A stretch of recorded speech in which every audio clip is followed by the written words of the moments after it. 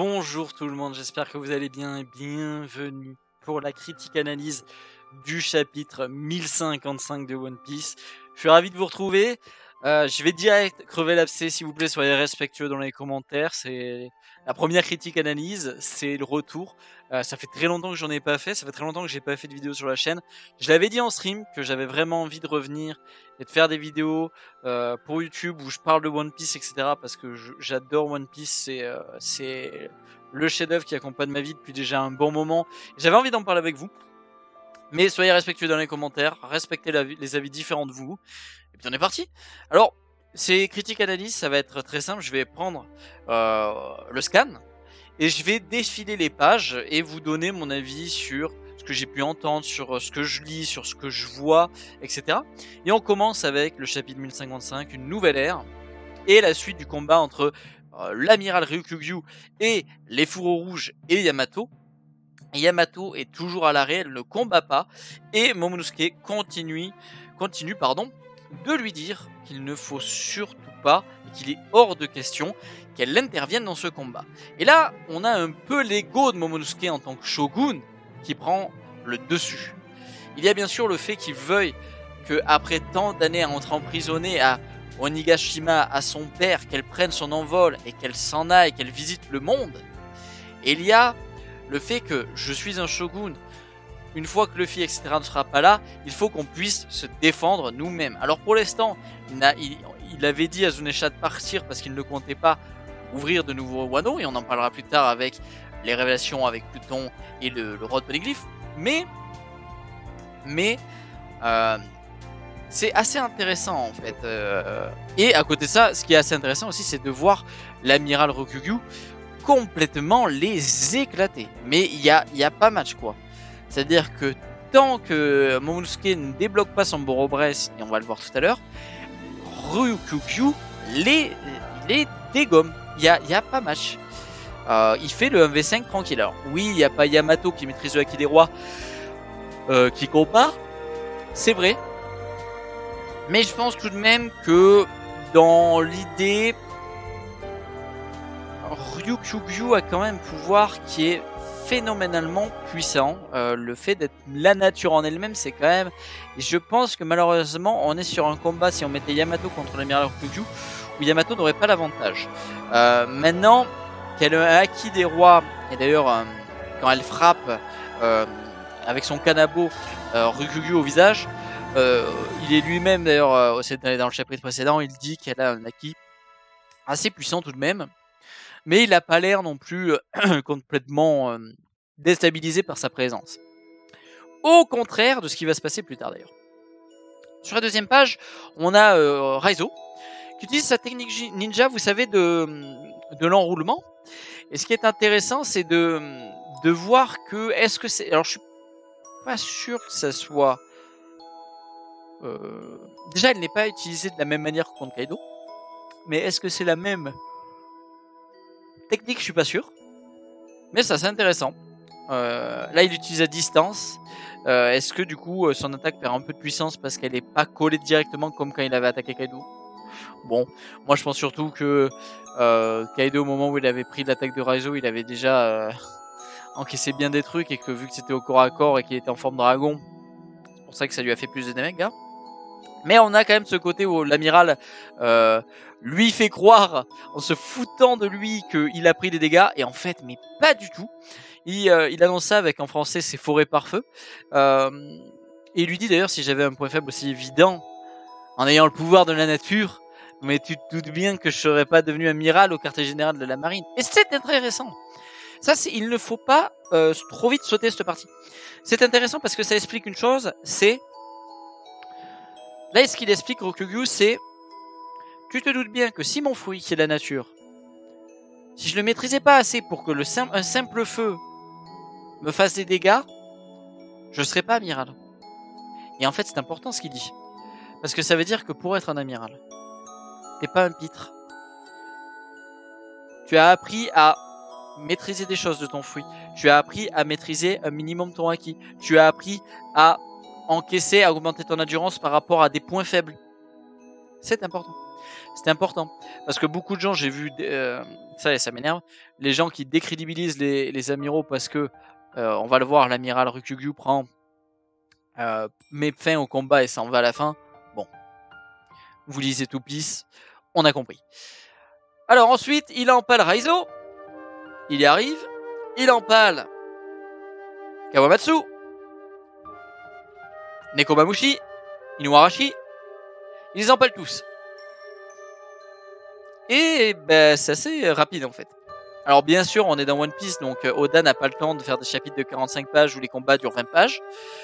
Donc l'animé fera le complément pour que les fourreaux aient un peu plus, je pense, de prestige. Parce que là, c'est s'il laisse ça comme ça, je vais dire honnêtement, hein, mais pour moi, il y a humiliation là. C'est-à-dire que il y a humiliation, quoi. C'est il invoque ses branches, ils ont beau les couper, il en invoque et puis je suis mère nature. Et à vrai dire, dans la vraie vie, mère nature, c'est quand même assez puissant, quoi. On parle pas d'un élément faible, quoi. Hein, quand même, on parle. Bon, après mère nature dans la vraie vie, c'est le feu, c'est l'eau, c'est le vent. Là, c'est plus, il se présente plus comme mère nature, mais la végétation. Mais c'est quand même très intéressant. Ensuite, on passe directement dans les profondeurs du château au moment où on est avec Robin. Assez intéressant, ce dédalement de marche, un peu comme sur Alabasta, on a vu un peu la même image, le même dessin au final. Je vais passer sur l'élément de Jack, j'ai vu beaucoup de gens dire oui, mais comment c'est ceux qui puissent nager. Moi, mon avis sur ça, les gens, il est tranché, c'est de l'eau de pluie. Si l'eau de pluie affaiblissait les utilisateurs de fruits du démon, dès qu'il pleut, tous les gens qui ont mangé des fruits du démon ne peuvent plus sortir de chez eux. Ce n'est pas possible, donc, vu que c'est de l'eau de pluie, voilà. Et puis, je trouve que l'hypothèse de oui, mais Jack est un des plus récents des puissants commandants de Kaido. Peut-être qu'il n'avait pas encore son fruit, pourquoi pas. Moi, c'est simple, c'est de l'eau de pluie. S'il pleuvait, tout le monde serait affaibli, personne ne pourrait aller dehors dès qu'il pleut. Ça foutrait un bordel monstre. Je dis pas que l'eau douce, ou l'eau de mer affaiblit pas les utilisateurs de fruits du démon, mais je pense pour moi l'eau de pluie ne fait rien et c'est pour ça qu'il a pu nager. Donc on continue à descendre, on a encore un effet comique d'ailleurs, j'ai oublié d'en parler, mais avec Robin et l'eau. Et on a cette magnifique page, cette magnifique double page avec l'ancien Wano Kuni. Et la musique est super, la musique qui est en fond là, pour accompagner ce moment, parce que c'est émouvant. Moi je lis One Piece pour ça les amis. Je lis depuis... Je vais sur mes... Je vais pas sur mes 20 ans. Je vais sur mes 26. Et je lis One Piece depuis plus de 15 ans, je pense. Cette œuvre accompagne ma vie. Et ce Wano Kuni, pardon, cet ancien Wano Kuni, c'est tout ce que j'attends, en fait. Je lis pas One Piece pour les combats. Je suis désolé, je lis pas One Piece pour les combats. Je lis One Piece parce qu'il y a des trucs, ça fait 20 ans qu'il y a un mangaka qui me donne des pincettes à manger sur certains sujets. Et l'ancien Wano Kuni, c'est un royaume de l'ancien temps, du temps de Joy Boy. Et je trouve ça assez... Je trouve qu'il y a de l'émotion dans cette image qu'on a. Je trouve que c'est émouvant, quoi, de se dire putain, c'est les traces du passé, quoi. Pour One Piece, c'est les traces du passé. Et du coup, voilà, c'est l'ancien pays des Wa. Il y a environ 800 ans. Le grand-père de Momo est d'ailleurs incapable de dire ce qui s'est passé, etc. Mais ce qui est intéressant, pardon, excusez-moi, je baille parce qu'il est un peu tard quand je tourne la critique analyse, excusez-moi. Tout ne sera pas parfait pour cette première critique analyse, mais d'ailleurs, n'hésitez pas en commentaire à me dire s'il y a des trucs que vous trouvez, j'essaierai d'améliorer s'il y a des trucs... voilà. Donc ouais, il explique l'ancien Wano Kuni, justement, le fait qu'il y a eu des parois érigées sur le côté, que l'eau de pluie s'est accumulée, etc., etc., etc. Assez intéressant. Et ensuite, ben forcément, encore une page pour moi la plus forte de ce manga. Enfin, la plus forte.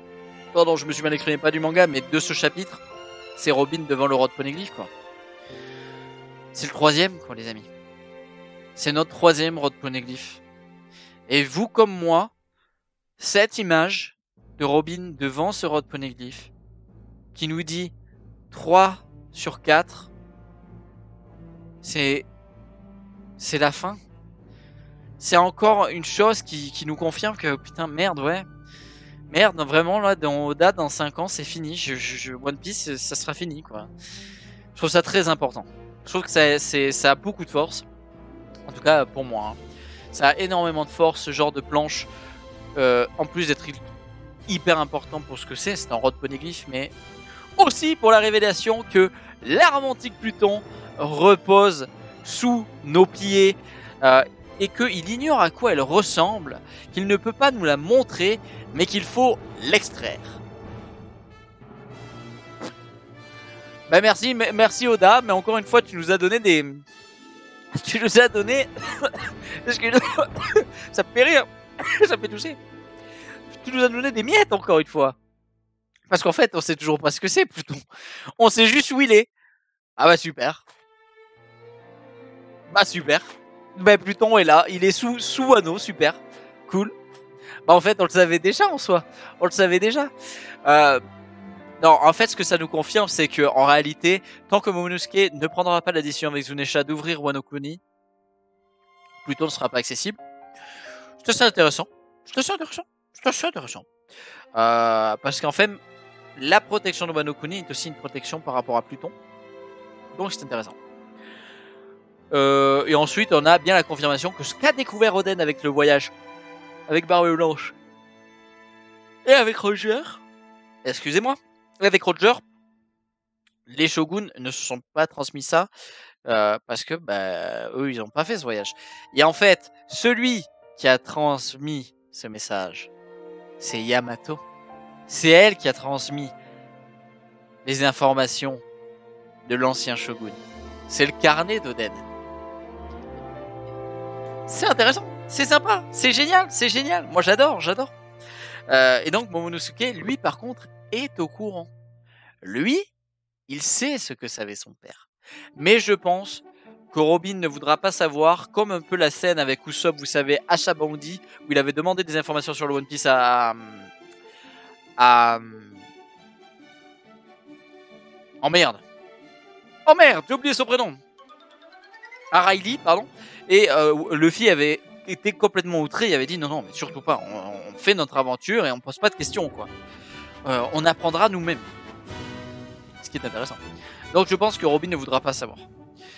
Et c'est pour ça que je m'inquiète un peu pour Yamato, parce que moi j'aimerais que Carrot et Yamato rejoignent l'équipage, parce que pour moi Carrot et Yamato ont tous les deux enfermés d'une certaine manière, mais Carrot sur Zou depuis qu'elle est née, et Yamato sur Negashima, avec Yamato bien sûr une vie beaucoup plus triste que celle de Carrot au final, mais Carrot a perdu Pedro, donc on est sur voilà, deux personnages qui apportent pas les mêmes choses à l'équipage, qui ont pas la même puissance, mais qui ont pas les mêmes gimmicks, pas les mêmes trucs, mais qui pour moi ont de la souffrance avec Luffy, en étant avec Luffy, la perte de Pedro et forcément Ace, tout ce que ça rapporte à Luffy, l'envie de découvrir, etc. Mais j'ai un peu peur pour Yamato, quoi, parce que bah, elle est courant, elle, des choses, elle a lu le journal d'Oden. Mais la seule chose qui me rassure, c'est qu'on arrive à la fin, alors peut-être que rapidement, ce qu'elle sait, on va l'apprendre, et Luffy va l'apprendre, donc où est-ce qu'elle va réussir à garder le secret? Peut-être qu'elle garde très bien les secrets aussi, va savoir. Ou peut-être que ni Carrot ni Yamato va rejoindre l'équipage. Ce qui est sûr, c'est que moi, je serais déçu si c'est pas les deux. Voilà, moi j'aimerais que les deux rejoignent l'équipage et j'aime beaucoup les deux. Et je comprends pas beaucoup les gens qui d'ailleurs détestent l'une ou l'autre, je comprends pas trop. On revient ensuite à Ryukyu et son combat, et on voit qu'il les maîtrise complètement.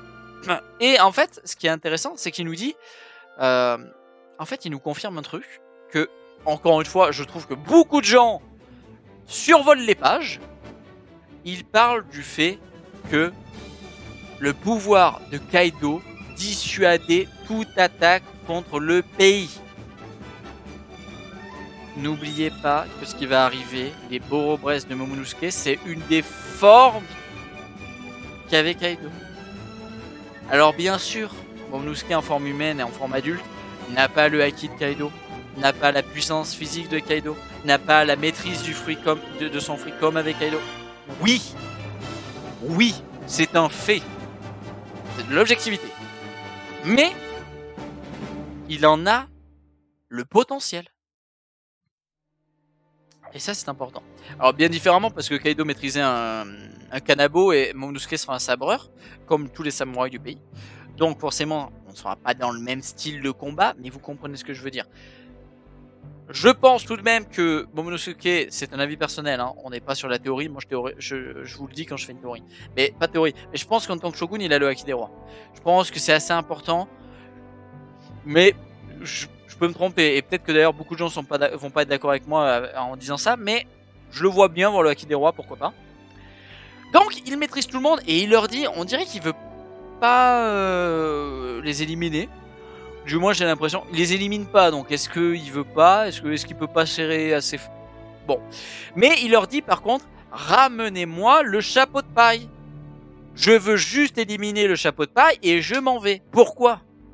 Eh bien ça fait référence à Kainu et le fait qu'ils veulent lui ramener sa tête. C'est qu'Akainu, il en a marre de Luffy. Akainu, il aime pas Shanks, il aime pas Barbe Noire, il aime pas Kaido, il aime pas les pirates, il aime pas les pirates. Mais Luffy lui casse les couilles. Et depuis un moment, c'est le gamin qui est venu faire chier à Enies Lobby, c'est le gamin qui est venu faire chier à Impel Down, c'est le gamin qui est venu faire chier à Marineford, c'est le gamin qui a foutu le bordel avec Doflamingo, c'est le gamin qui bouleverse tout.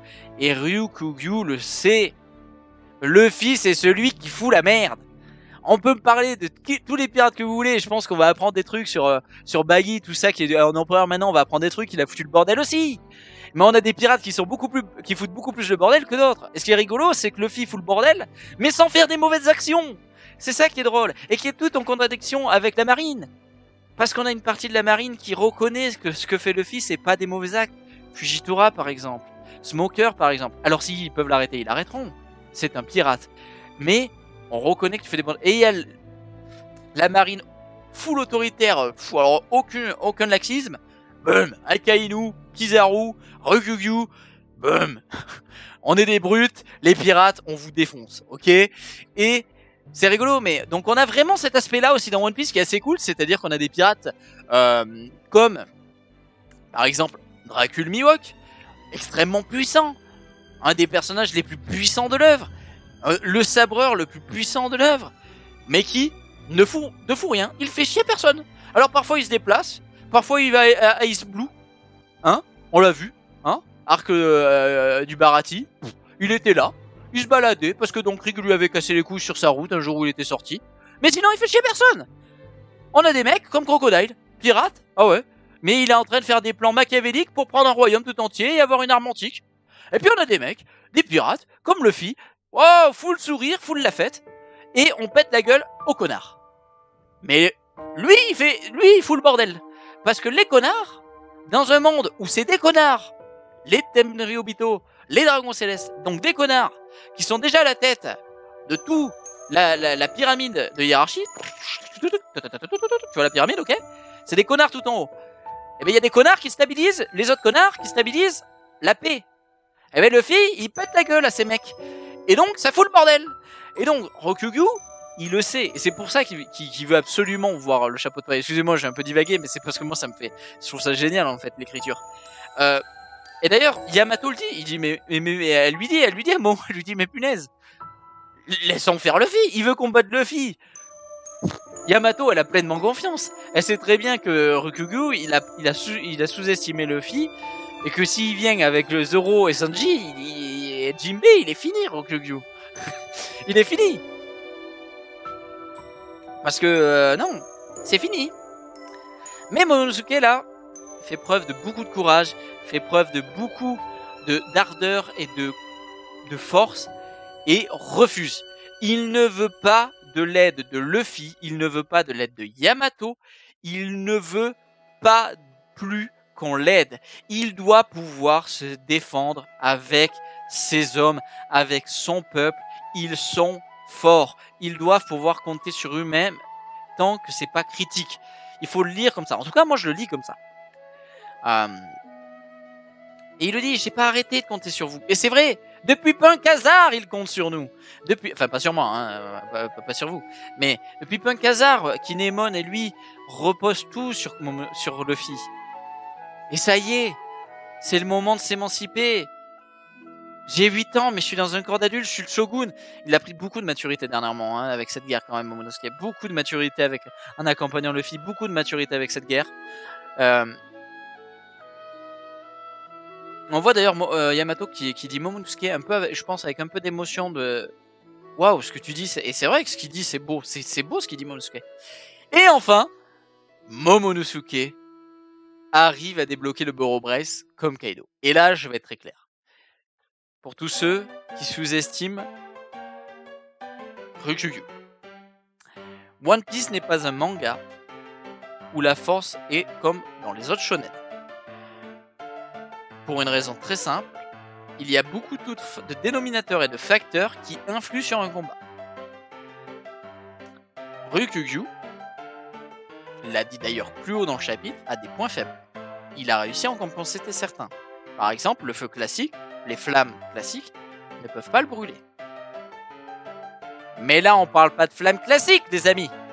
On parle d'un Boro-Brace. L'attaque qu'a fait Kaido au début de Wano Kuni, où il a complètement désintégré tout le haut d'une immense montagne.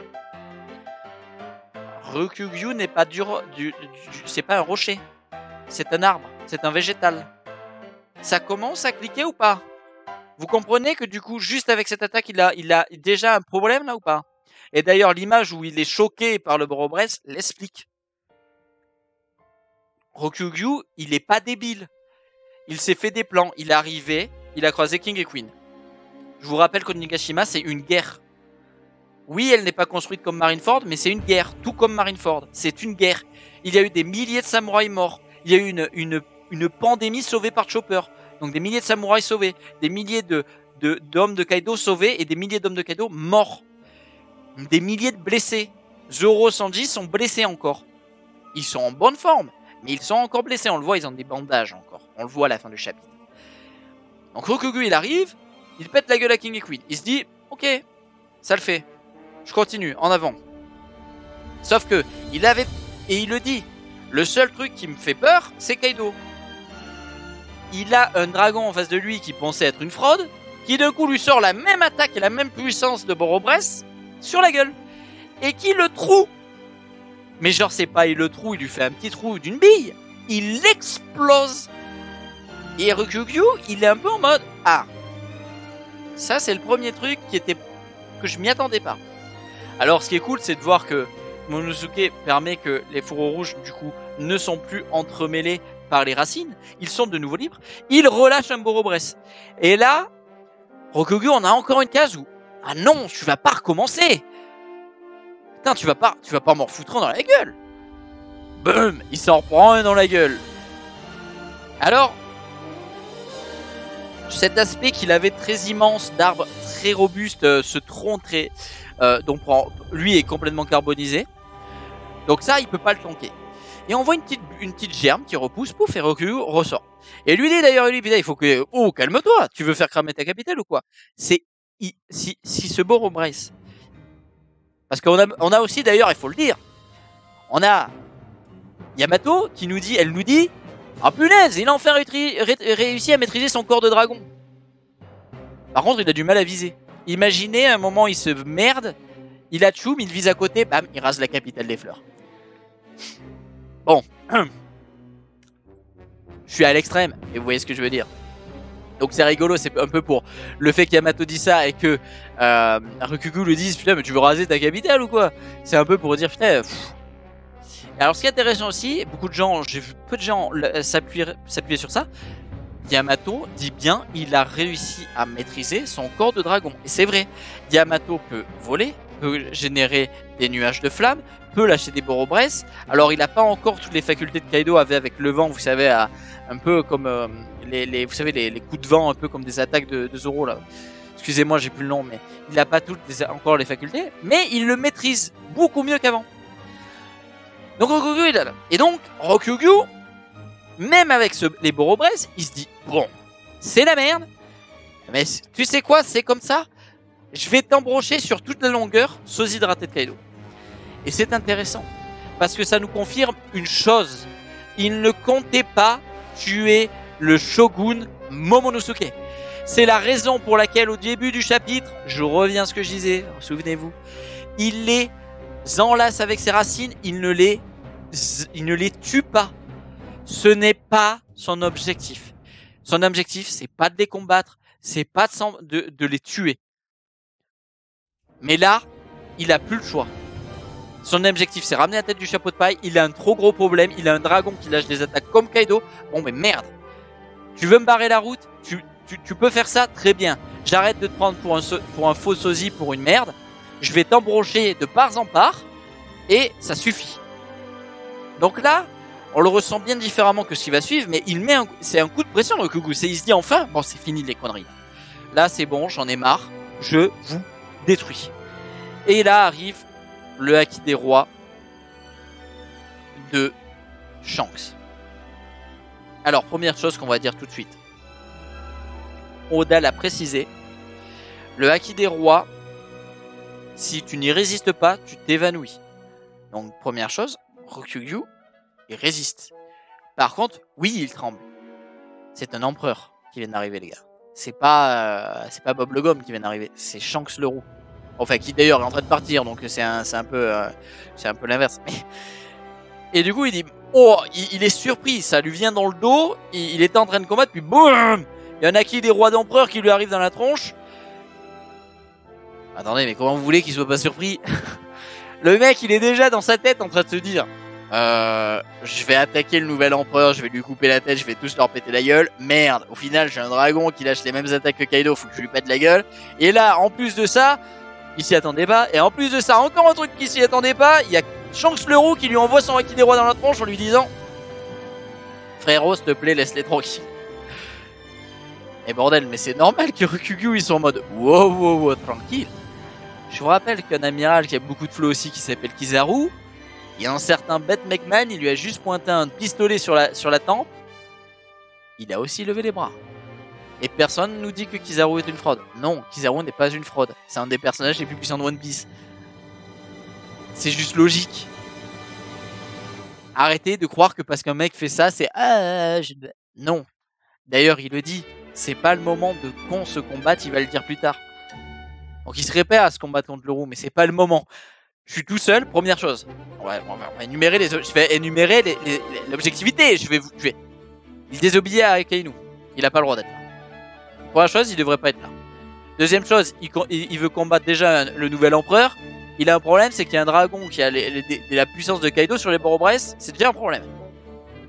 Troisième chose, il y a un empereur depuis bien plus longtemps, bien plus connu, avec bien plus de hauts faits et bien plus de maîtrise de certains aspects du Haki, qui vient encore de se ramener. Non mais n'importe qui, ça serait Barbe Blanche, les gars, qui serait à la place de Rokugu. Bon, il dirait bon, mais c'est pas grave, je viendrai lui péter la gueule plus tard. Là la situation, elle prête pas à ça, quoi. Là, il y a trop de trucs, là, c'est pas possible, quoi. Merde. Voilà, quoi. Ok? Donc comprenez bien ça. N'importe qui serait à la place de Rokugu, il y a trop de trucs qui font que... Bon, bah là, c'est pas possible, quoi. Il se résigne, quoi. C'est pas le moment, quoi. Et c'est ce qu'il dit, quoi. Il dit, bon, bah c'est pas le moment. Bah, je me barre, merde. J'ai pas envie de me faire péter la gueule, j'ai pas envie... Je peux pas leur péter la gueule, j'ai pas envie de me faire péter la gueule. Bon, bah je m'en vais. Voilà ce qui se passe, ok? Mais en fait, tout le monde l'a compris dans le chapitre, hein. Rokugu l'a compris, Shanks le fait comprendre, Momonosuke le comprend, Luffy et ses commandants le comprennent. Il y a que certains qui lisent One Piece qui le comprennent pas et qui sont en mode les amiraux c'est des fraudes. Je comprends pas. Donc je comprends pas les gens qui prônent la haine pour faire chier certains parce qu'ils kiffent tel ou tel. Moi j'adore Yamato et Carotte, il y a des mecs, je comprends pas, ils chient sur Carotte à longueur de journée, ils chient sur Yamato à longueur de journée, les gens ils kiffent les Yonko, ils détestent les amiraux, ils chient à longueur de journée sur... Je comprends pas pourquoi ils kiffent pas l'œuvre et bon bref. Donc voilà mon point de vue sur ça. On a ensuite Shanks qui pendant qu'il est en communication, alors je sais pas trop comment ça fonctionne, est-ce que c'est l'Haki des rois qui permet ça? Est-ce que c'est de l'Haki de l'observation mélangé de l'Haki des rois qui fait ça? Shanks qui lui dit un peu ce qu'avait dit Riley à Kizaru d'ailleurs. Laisse la nouvelle génération, elle te fait si peur que ça? Il vient un peu lui frotter le sens du poil. Elle te fait si peur que ça, la nouvelle génération? Est-ce que vraiment t'as besoin d'attaquer ces jeunes pousses alors qu'ils sont totalement épuisés parce qu'ils viennent de changer l'histoire? Est-ce que tu serais pas un peu rustre? Est-ce que cette nouvelle ère t'effraie tant que ça? C'est assez important. Riley avait un peu dit la même chose à Kizaru.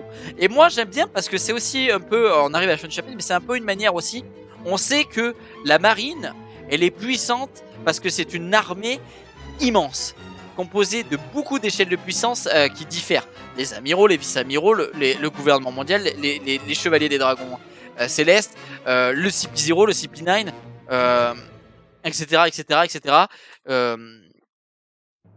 Et là, il lui fait un peu, bon, attends, en tant que marine, t'as vraiment peur d'eux, là? Tu vois ce que je veux dire? Est-ce que vous voyez ce que je veux dire? C'est un peu genre, attends, t'es la marine. T'as vraiment peur de Luffy, là? Je le vois un peu comme ça, limite. J'ai presque l'impression qu'il dit un peu comme ça. T'as peur de la nouvelle ère? Attends, t'as vraiment peur de Luffy et Baggy, mec? C'est vraiment ça, la marine? Et genre, lui, il dit, bon, ok, allez, c'est bon, j'ai compris. Moi, je veux pas me battre avec toi, Shanks. Et pour l'instant, en tout cas, c'est pas le... En tout cas, pas pour l'instant. C'est ça qu'il dit. Il dit pas j'ai peur de toi, il dit j'ai pas envie de me battre avec vous. Donc 1 c'est Shanks, 2 c'est Momonosuke et les Foro. Lui il veut Luffy, donc il le reconfirme. Il a compris que Shanks il était pas content qu'il soit là. Et 3, eh ben c'est pas le moment, c'est pas le moment. Bon ben je me résigne, c'est pas le moment. Après tout Akinuma il dit de pas venir, je me casse. De toute façon King et Queen j'ai réussi à les avoir, c'est déjà ça. Hop, allez je m'en vais. Voilà, point. Arrêtez d'imaginer des trucs de oh, il a super peur, hein, non. Voilà, l'amiral à Ryukyu, il est juste dans une situation hyper défavorable et puis point. Il se résigne, il est pas con, il a foncé tête baissée. Bon, à mon avis, c'était pas une très bonne idée déjà de base, mais là, c'est encore moins une bonne idée. Bon, ben, je suis pas débile, j'ai pas envie de me battre avec vous, j'ai pas envie de me battre avec vous. Bon, ben, c'est bon. Je combattrai avec vous plus tard quand ça sera le moment. Et donc ensuite, nous avons cette magnifique dernière page où on a justement... J'ai vu beaucoup de gens dire oh Luffy, Zoro et Sanji et Jinbei ils sont full décontractés. Non mais ils étaient surtout prêts en fait. Les gars ils étaient pas que décontractés. Bien sûr qu'ils sont en train de manger, ils sont pas inquiétés. Mais ils sont quand même prêts. Ils surveillaient. Ils ont surveillé qu'est-ce qui se passait. Parce qu'ils savaient très bien que c'était pas celui qui, quand il dit il a disparu, ils savaient très bien que celui qui a disparu c'est pas Baggy le clown. Bon, c'est horrible de dire ça, Baggy le clown est un empereur, mais c'était pas la grosse, comment il l'appelait, la grosse Ilvia, comme oh bon vous m'avez compris. C'est pas Don Krieg quoi. Là c'était Ryukyu, bon on voit comment il se démerde. Yamato est avec lui en plus, bon peut-être ça va bien se passer. Donc on regarde de loin, on a je suis un empereur maintenant, j'ai peut-être pas que ça à foutre quoi. C'est cool, il y a un peu ce côté, moi j'aime bien. Moi je le lis comme ça en tout cas. Où ils disent d'ailleurs on n'a pas eu besoin d'intervenir, c'est cool. Donc preuve qu'ils étaient prêts à intervenir. Momo a fait fort sur ce coup là. Zoro appuie le fait que Momo, bon putain il a débloqué le Borobress, c'est pas rien. Jinbei qui appuie, waouh le Haki des rois là qu'on a ressenti, c'était quelque chose quoi. Il y avait vraiment quelqu'un pas loin là, c'est un sacré monsieur quoi. Et enfin Luffy qui dit oui je ne sais pas de qui il venait mais ça m'a rappelé une figure familière. Avec ce grand sourire. Et c'est magnifique, on finit sur ça avec Shanks qui s'en va. Luffy qui ne reconnaît pas Shanks, mais qui a ressenti avec ce Haki des rois qu'il a traversé complètement. C'est ça qui est cool, c'est que le Haki des rois est parvenu jusqu'à Luffy.